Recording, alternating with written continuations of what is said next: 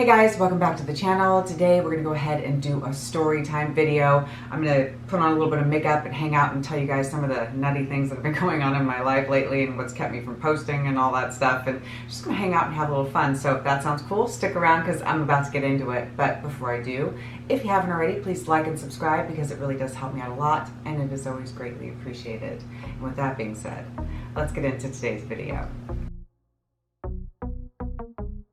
So, I've been busy. Things have been going on and life has been kind of crazy for me, and it started with work. So my job is feast or famine. You're either really, really busy or you're really, really slow. And you know, around August, beginning of August, things had started to really ramp up. I told you guys about the being out in the woods with the big, spiders and all that stuff. It was all just crazy. But we were working in downtown. We have the Miracle Mile, if you guys have ever seen it, like the Star Walk of Fame. And here's where the first crazy story happens. So the last couple of jobs that I've done have required us, taking our equipment off, the truck and doing setups and things like that. And now with COVID coming, we've been working off the truck, which makes it really easy. But the last couple jobs that I've done, it hasn't been like that. We've had to take our equipment and do separate setups. So we're in the Walk of Fame, downtown LA, and we're taking our carts and we're going to this hotel, which I'm gonna put pictures up. The hotel was really neat. They had all kinds of really fun decor and it was just a really cool vibe. But the freight elevator that we had to take to get our stuff to where we needed to be was it was just horrible. Imagine a slew of people with big, heavy equipment trying to squeeze into, they had 2 elevators there, thank God, because the other place that I worked at only had 1, and it was a lot of work to get to where we needed to be, and we had to move around a lot while we were working there, and we also had to, go through the streets and all the people who were, sightseeing and stuff like that to get our equipment into the hotel and, all that fun stuff. So there were a lot of obstacles on that job, and it was a little hectic because there are several people who are down there who are homeless and they're, sick either from drug addiction or mental illness, and both places it was very much like that.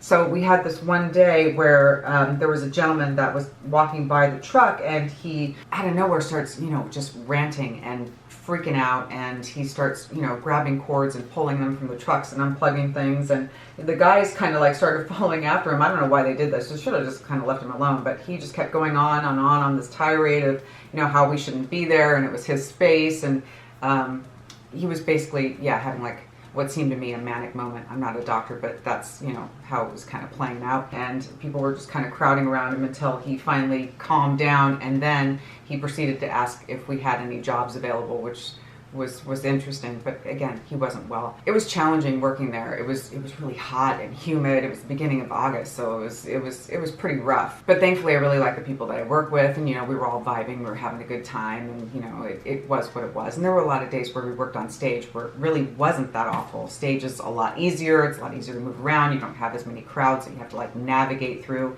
and I'm always grateful for those days. And then there was another day where we worked, and it was right before my boss's birthday. He's the key of the show, and he's a sweetheart. I've known him for a while, really nice guy. And we decided, because he wasn't working the night prior to his birthday, he was going to work on his actual birthday, we decided to decorate and do this whole thing for him and have cake and all that stuff. So I went over to Party City and I bought like streamers and games and bought all this stuff, and we got the place just totally decorated and and had it all done up for when he came into work the next day. And we were out in this like mountainous area where it took forever to get there. The drive was freaking intense, and there were so many moments where I thought I was lost, and it was an early morning call time, and I don't know, I was just feeling kind of tripped out that I was gonna get lost, and my phone just started going wonky because you have no cell service out there. My GPS was starting to like, ditch me, and I didn't know exactly where I was going. So thankfully I got where I was going. It was all fine and good, but yeah, the phones weren't working. That's something to keep in mind for this next part of the story. And it was really, really hot. And near the end of the day, they wanted to do driving scenes, which really just required like a cooler and not like the main setup. So we thought it was going to be super easy, go and and set up the cooler and maybe a little snack cart, and then we were all going to hang out on the truck because the AC was barely working, and it was just like, I don't know, it was super toasty that day. We were all cooking, and two people went, and my boss and I stayed at the truck, and it's a guy and a girl, and the girl came back, and the guy had stayed there, and it was like, I don't know, time was passing. We're wondering what the heck was going on because he was supposed to come back. He wasn't supposed to stay there, to what we were all understanding. It was just literally drop it off and make sure everything is set up and then come back. Well, I guess he decided to stay. I don't know what happened, but I do know what happened. It was pretty much, I guess people, were very thirsty, and they were attacking the coolers, and it was needing to be like refilled and re-iced, and it was just a thing that needed to, be constantly rejuvenated because they were, just emptying it because it was so freaking hot out. So he's there for a while, and we're all just kind of like chilling on our phones when someone comes bounding into the truck, and it's him, and he's incredibly angry because he says that he's been, I mean, it's terrible to laugh. Oh my God, it was shocking because he's such a nice kid and very like mild-mannered, but I think because it was so hot, and he was thinking that we were all going to like trade off, that he'd go for a little bit, we're going to go, but none of us knew that. And he said that he'd been calling and no one answered their phone because we had no cell service. So me and the girl, we went back together, and we were there for like maybe not too much longer, and the sun was going down. It was a lot cooler, so it wasn't as difficult for us. But before we left, I was apologizing. I felt so terrible that had happened because it wasn't anyone's intention to leave him out there in the really hot heat, but it just kind of turned out that way. So yeah, that was a crazy moment. And then there was this other show that I worked on with a friend of mine that I've known for a really long time, and we were back in downtown LA, and this is where I was telling you guys about being near the Cecil Hotel, the one that's incredibly haunted. And I do have a picture of it, and I'll put it up here. I'm probably going to do pictures throughout the whole deal so you guys can see some of the stuff that I saw. This place is not too far from Skid Row, and that is a place, if you don't know much about California or whatever, I'm sure a lot of you will know, it's a place where there's just, it's homeless people just everywhere, and a lot of them, again, mentally ill or on drugs, and it's a very sad place. It's a very hard place, and I do believe that the Cecil Hotel is now a place for people who are in need of housing, who are dealing with addiction, and it's a place where people can hopefully get back on their feet. But it is a very rough neighborhood. Now, we were supposed to be there for that day that I worked there, and they were also going to do an overnight. Well, I was just doing the one day. I wasn't going to do the overnight. And I remember when I initially gotten there, we have police officers, we have some, and we have security that come and keep an eye on the trucks and all that. There are people that come out. It's a separate agency, and they basically make sure that no one comes and grabs stuff, because when we set up, we have, deliveries that come in, and there's large amounts of pallets of water, and we have something that looks like almost like a giant sleeping bag, and it's filled with ice, because we have to ice the coolers all day long, and keep the cold food cold if we're doing a setup like we did. And we get there, and I remember when I first showed up, I saw the security guy sitting, we're literally right in front of the Cecil Hotel, and there's a security guy, and he's sitting there, and I looked at my boss and I said, this isn't enough. We don't have enough security here in this area. And he's like, oh, no, it's going to be fine. It's going to be fine. And I'm just like, okay. I just kind of gave the shrug. Well, you know better than I do, but that was the immediate feeling that was like, this is not enough. This isn't going to do it. And people aren't going to be, thwarted off by one frickin' guy, but okay, if you say so.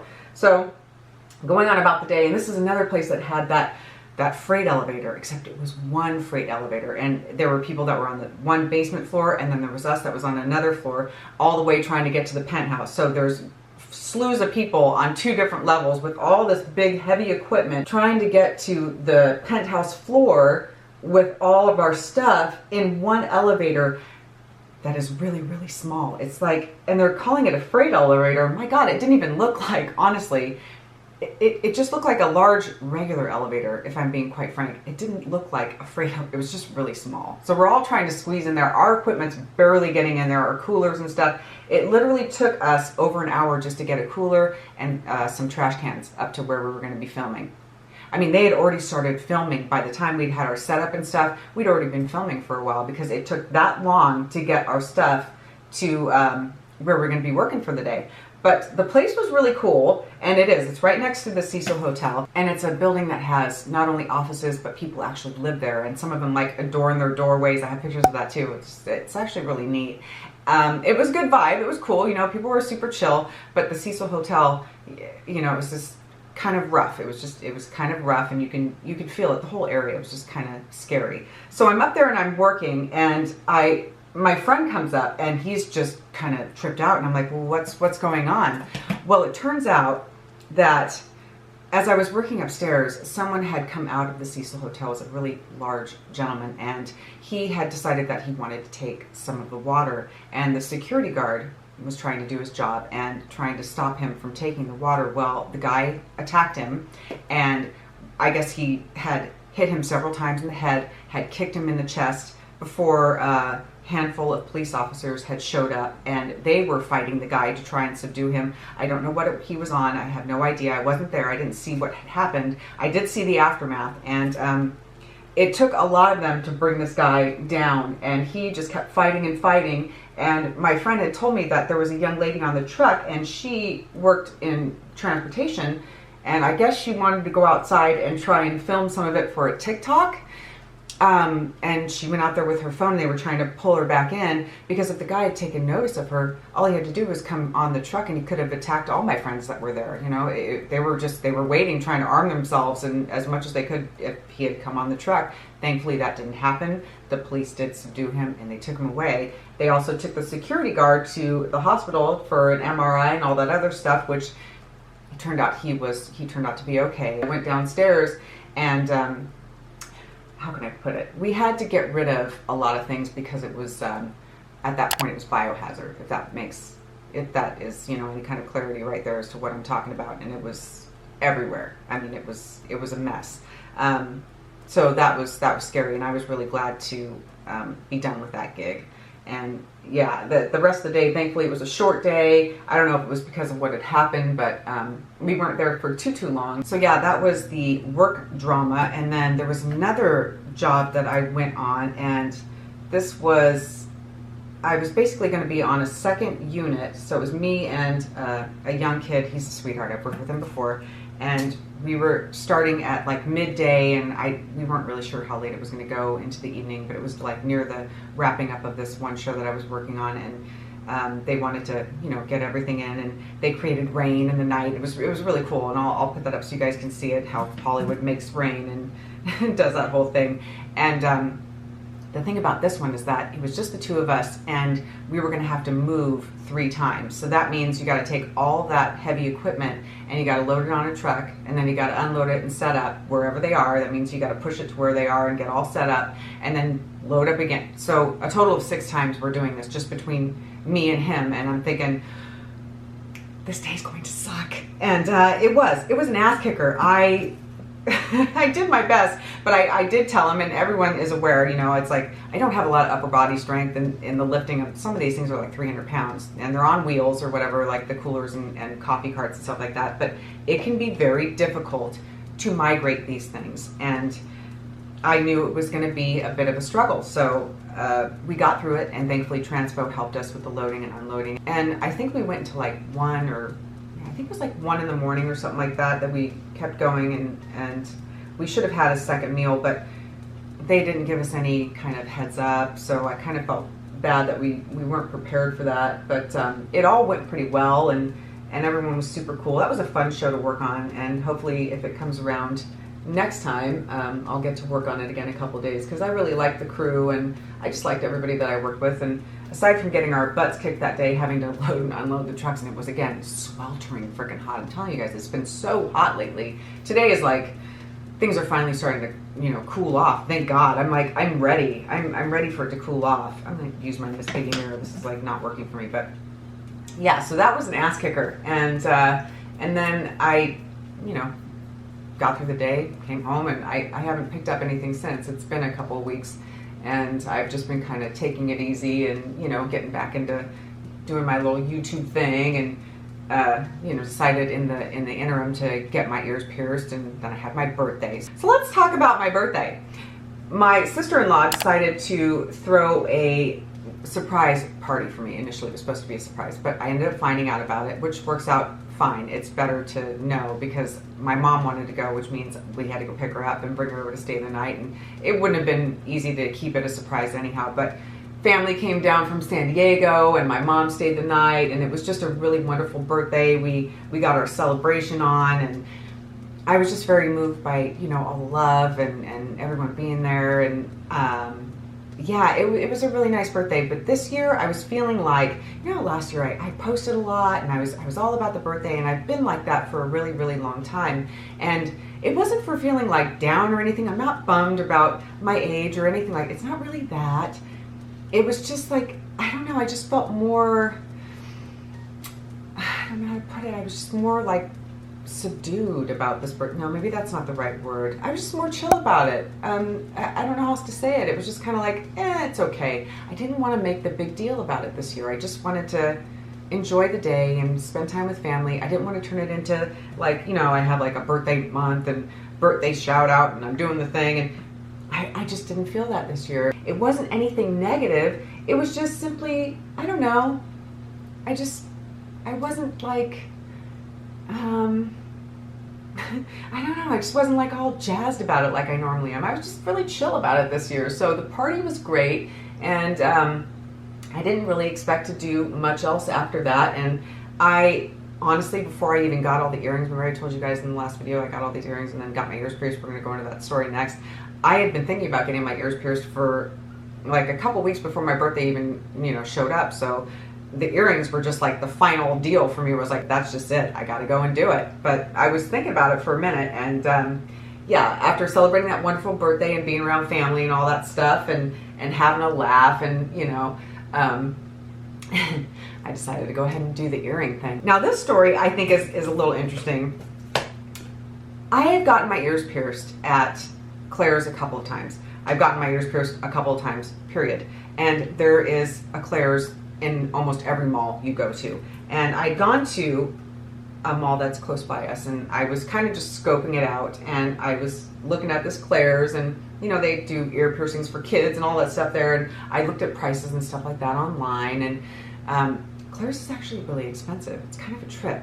So I'm walking around and looking at the store from the outside, and this Claire's that I was looking at is way in the back of the mall. It's not near anywhere where there's any like outside access. And I'm looking at one of the tables where they have set up to do the ear piercing, and I see like 3 or 4 flies inside the store. I don't know. It was just a weird kind of, I knew I didn't want to go there.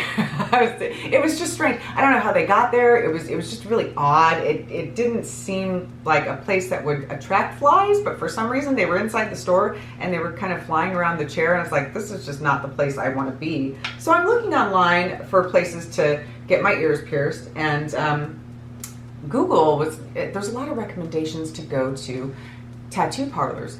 As opposed to places like Claire's. They're highly recommended, like 4 or 5 stars, places that are nearby me, and people are saying, it's like, I didn't feel a thing, it was painless, and it was like, they're just highly recommended, like this is where you should go, as opposed to places like Claire's, because they're more apt to do a better job, they just know better what they're doing. I would never have thought of that. So I'm like, okay, well, I'm looking at the pricing, and Claire's has like $115, 70 something dollars, whatever, depending on what kind of earring you choose, what kind of metal, I suppose.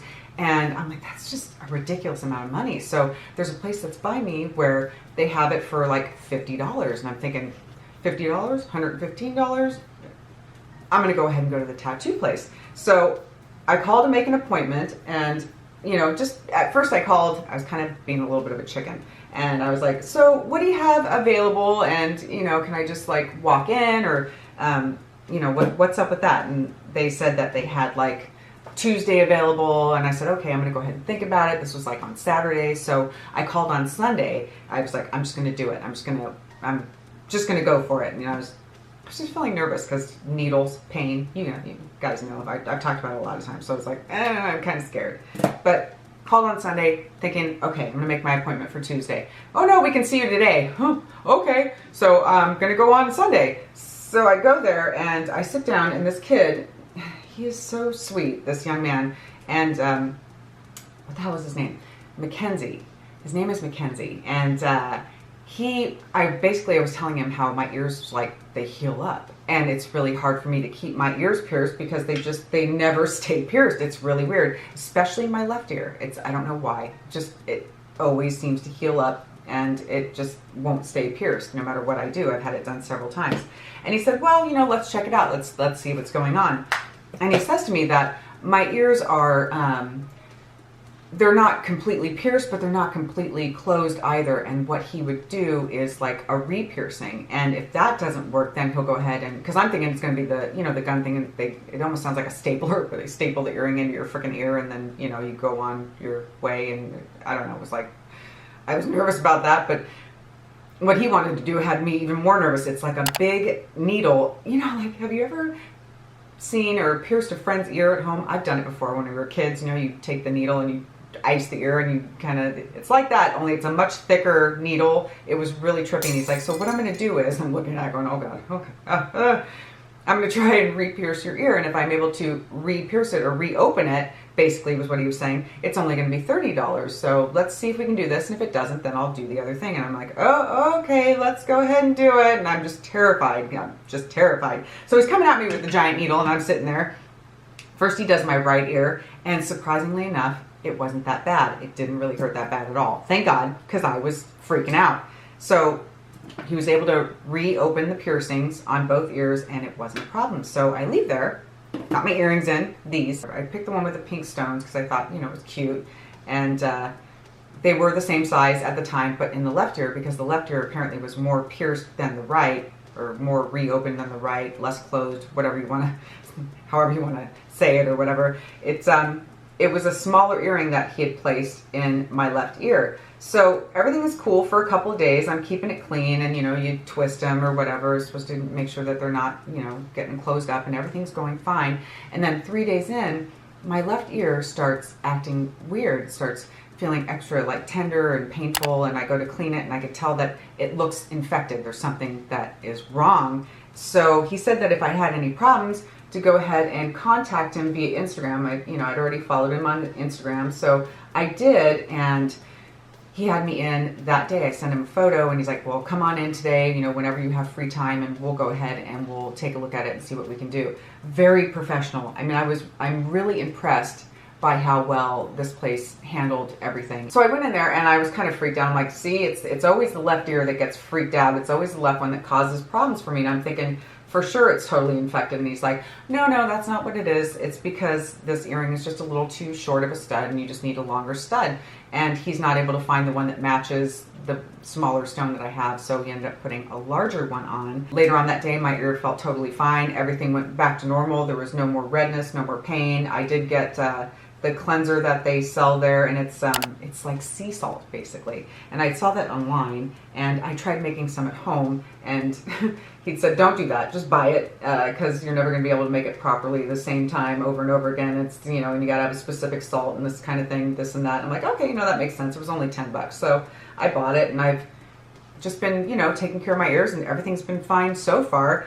But the day after I got the new earring put in, I got up in the morning, I'm making my bed, and I look and I see like there's something in our bed, and I'm like, I couldn't really, girl, listen, I need glasses these days for like everything. My vision is like sucking, it just kind of happens as you get older. It's not fun. So I couldn't really tell what it was. It looked like a little stone. It was really weird. I'm like, I don't know what the hell it is. So I fling it off the bed, and it makes this loud clacking sound. I'm like, oh, that's odd.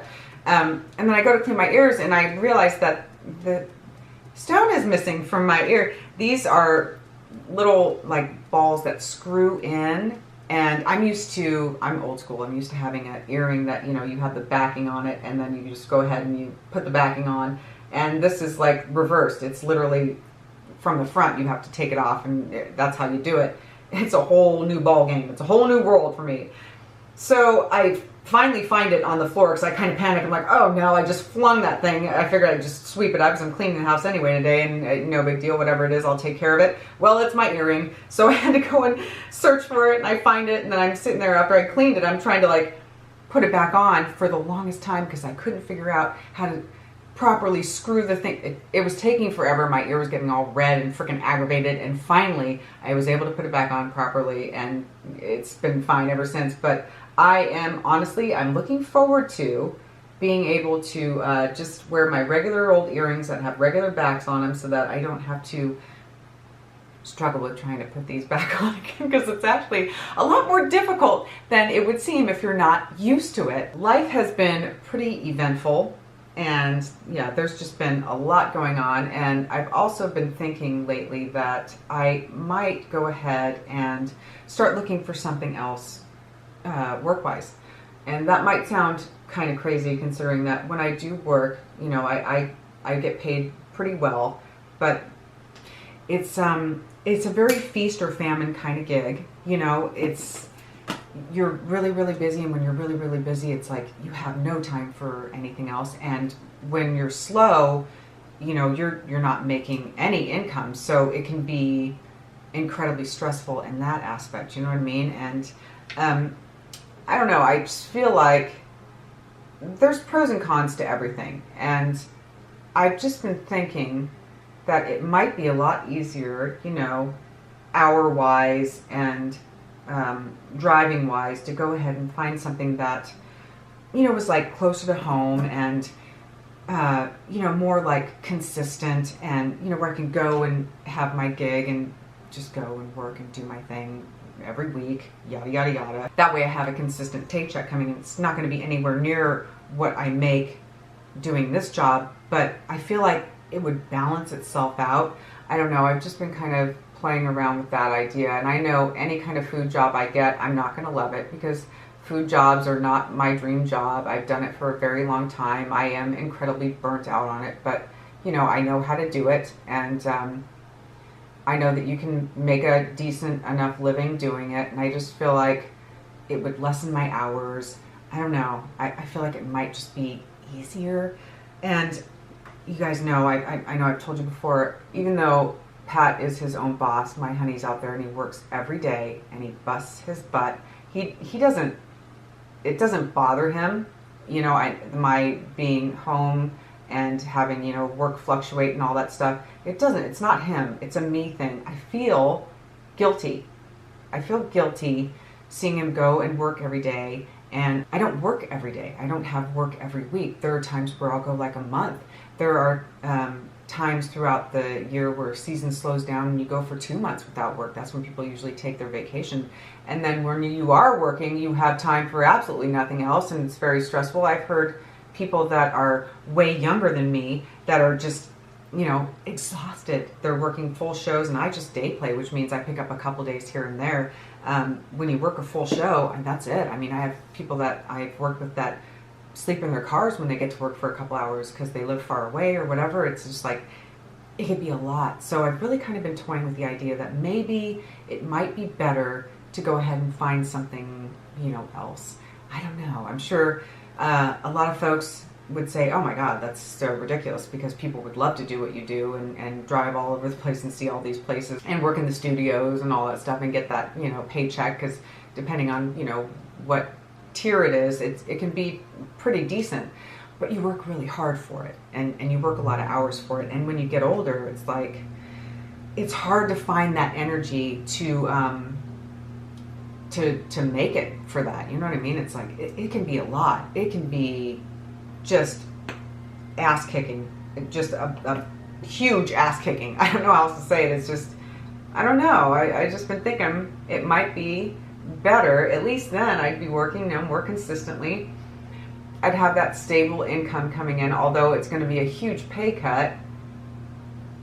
It might be better, you know, and then it wouldn't be like Pat being the only one going to work on a regular basis. You know, we'd both be doing it. That's just something that I've been thinking about lately, and just kind of like toying around with the idea, and just going to see what happens. You know, I'm putting out applications, and, you know, there's some stuff out there that is, you know, decent financial wise, income wise, could be good, and just a little less pummeling and a little more stability. I gotta have that stability, you know. It's like, I feel like it's important, and I like knowing that there's something on a more regular basis, as opposed to, work a whole lot and then maybe you'll work. You know what I'm saying? So this is the finished look, just very fresh and, ready for the day. The hair, not so much, but that's okay. It's still in the process of healing. I'll probably zhuzh it up before I go and do something, or I'll put it up. It'll be something like that, but it's currently frizzing to oblivion, as you can see. This is the state of my hair, and it is a work in progress, like I am. So anyway, guys, that is gonna do it for me. Thank you so much for sticking around and watching. Thank you so much for your love and support. It really does mean so much to me. I really appreciate each and every one of you. Thank you again, and I will catch you all in the next one. Bye.